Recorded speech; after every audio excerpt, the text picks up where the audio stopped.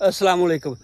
ਉਹ ਭਲੇ ਵਕਤਾਂ ਦੀ ਗੱਲ ਹੈ, ਦੋ ਸੱਕੇ ਭਰਾ ਨਾ ਦਰਿਆ ਦੇ ਕੰਢੇ ਤੇ ਸੈਰ ਕਰਦੇ ਪਏ ਸਨ ਤੇ ਉਹ ਸੈਰ ਕਰਦੇ ਗੱਲਾਂ ਕਰਦੇ ਲੱਗੇ ਜਾਂਦੇ ਸਨ ਤੇ ਇੱਕ ਛੋਟਾ ਭਰਾ ਗੱਲ ਕਰਦਾ ਤੇ ਵੱਡਾ ਭਰਾ ਉਹਨੂੰ ਖਿੱਚ ਕੇ ਚਾੜ ਮਾਰਦਾ। ਅੱਛਾ, ਉਹ ਚਾੜ ਜਦੋਂ ਮਾਰਦਾ ਤੇ ਉਹ ਰੋਣ ਲੱਗ ਪੈਂਦਾ, ਰੋਂਦਾ ਨਾ ਥੱਲੇ ਬਹਿ ਜਾਂਦਾ। ਥੱਲੇ ਬਹਿ ਕੇ ਰੇਤ ਤੇ ਨਾਲ ਲਿਖਦਾ ਕਿ ਫਲਾਣੀ ਤਰੀਕ ਨੂੰ ਫਲਾਣੇ ਟਾਈਮ ਨਾਲ ਮੇਰੇ ਵੱਡੇ ਭਰਾ ਨੇ ਮੈਨੂੰ ਇੱਥੇ ਚਾੜ ਮਾਰੀ ਸੀ, ਚਪੇੜ ਮਾਰੀ ਸੀ। ਖੈਰ ਜੀ, ਉਹ ਲਿਖ ਕੇ ਤੇ ਉਹ ਚਲੇ ਜਾਂਦੇ ਨੇ।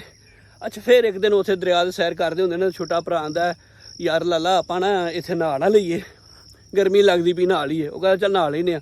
ਖੈਰ ਜੀ, ਉਹ ਦਰਿਆ ਦੇ ਕੰਢੇ ਤੇ ਨਹਾਉਣ ਲੱਗ ਪੈਂਦੇ ਨੇ। ਉਹ ਛੋਟਾ ਨਹਾਉਂਦਾ ਨਾ ਉਹਦਾ ਪੈਰ ਤਿਲਕਦਾ ਤੇ ਡੂੰਘੇ ਪਾਣੀ 'ਚ ਚਲਾ ਜਾਂਦਾ।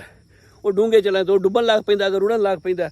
ਖੈਰ ਜੀ, ਉਹ ਵੱਡਾ ਭਰਾ ਜਦੋਂ ਵਹਿੰਦਾ ਉਹ ਮਾਰਦਾ ਛਾਲ ਤੇ ਉਹ ਆਪਦੀ ਜਾਨ ਤੇ ਖੇਡ ਕੇ ਜਿਹੜਾ ਨਾ ਉਹਨੂੰ ਬਚਾ ਲਿਆਂਦਾ। ਬੜਾ ਔਖਾ ਹੋ ਕੇ ਨਾ ਉਹਨੂੰ ਖਿੱਚ ਲਿਆਂਦਾ ਬਾਹਰ। ਜਦੋਂ ਬਾਹਰ ਖਿੱਚ ਲਿਆਂਦਾ ਨਾ ਤੇ ਉਹ ਸਾਹ ਸੂ ਲੈ ਕੇ ਜਿਹੜਾ ਛੋਟਾ ਭਰਾ ਹੈ ਨਾ ਉੱਥੇ ਵਹਿੰਦਾ ਪੱਥਰ ਇੱਕ। ਉਹ ਪੱਥਰ ਤੇ ਲਿਖਦਾ ਜੀ ਫਲਾਣੀ ਤਰੀਕ ਨੂੰ ਫਲਾਣੇ ਟਾਈਮ ਮੈਂ ਡੁੱਬਣ ਲੱਗਾ ਹਾਂ ਤੇ ਮੇਰੇ ਭਰਾ ਨੇ ਮੈਨੂੰ ਨਾ ਬਚਾਇਆ ਸੀ। ਪੱਕਾ ਕਰਕੇ ਲਿਖਦਾ ਵੀ ਮਿਟੇ ਨਾ। ਅੱਛਾ, ਜਦੋਂ ਲਿਖਦਾ ਨਾ ਤੇ ਉਹ ਵੱਡਾ ਭਰਾ ਨੂੰ ਪੁੱਛਦਾ ਛੋਟੇ ਨੂੰ, ਯਾਰ ਛੋਟਿਆ, ਗੱਲ ਇਹ ਹੈ ਕਿ ਮੈਂ ਤੈਨੂੰ ਉਦੋਂ ਚਾੜ ਮਾਰੀ ਸੀ ਤੇ ਤੂੰ ਰੇਤ ਤੇ ਲਿਖਿਆ ਸੀ ਕਿ ਫਲਾਣੀ ਟਾਈਮ ਜਾਂ ਫਲਾਣੀ ਤਰੀਕ ਨੂੰ ਜਿਹੜਾ ਨਾ ਮੇਰੇ ਭਰਾ ਨੇ ਮੈਨੂੰ ਚਪੇੜ ਮਾਰੀ ਸੀ ਤੇ ਅੱਜ ਮੈਂ ਤੈਨੂੰ ਬਚਾਇਆ ਤੂੰ ਪੱਥਰ ਤੇ ਲਿਖਿਆ ਪੱਕਾ ਕਰਕੇ ਲਿਖ ਵੀ ਇਹਨੇ ਜਿਹੜਾ ਨਾ ਮੈਨੂੰ ਫਲਾਣੇ ਟਾਈਮ ਜਿਹੜਾ ਦਰਿਆ ਤੋਂ ਡੁੱਬਣ 'ਚੋਂ ਬਚਾਇਆ ਸੀ। ਤੇ ਛੋਟਾ ਆਂਦਾ ਵੱਡੇ ਨੂੰ ਕਿ ਗੱਲ ਇਹ ਆ ਕਿ ਜਿਹੜੀ ਬੁਰਾਈ ਹੈ ਨਾ, ਜਿਹੜਾ ਭੈੜਾ ਕੰਮ ਹੈ, ਉਹਨੂੰ ਰੇਤ 'ਤੇ ਲਿਖਣਾ ਚਾਹੀਦਾ ਤਾਂ ਕਿ ਛੇਤੀ ਭੁੱਲ ਜਾਏ। ਤੇ ਜਿਹੜੀ ਅੱਛਾਈ ਹੈ ਨਾ ਉਹਨੂੰ ਪੱਥਰ 'ਤੇ ਲਿਖਣਾ ਚਾਹੀਦਾ ਤਾਂ ਕਿ ਉਹ ਭੁੱਲੇ ਨਾ।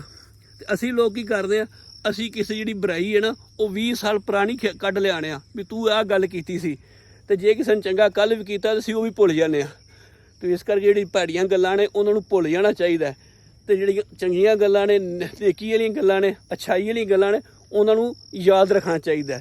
ਵੀਡੀਓ ਚੰਗੀ ਲੱਗੇ ਤਾਂ ਲਾਈਕ ਤੇ ਸ਼ੇਅਰ ਲਾਜ਼ਮੀ ਕਰ ਦਿਆ ਜੀ।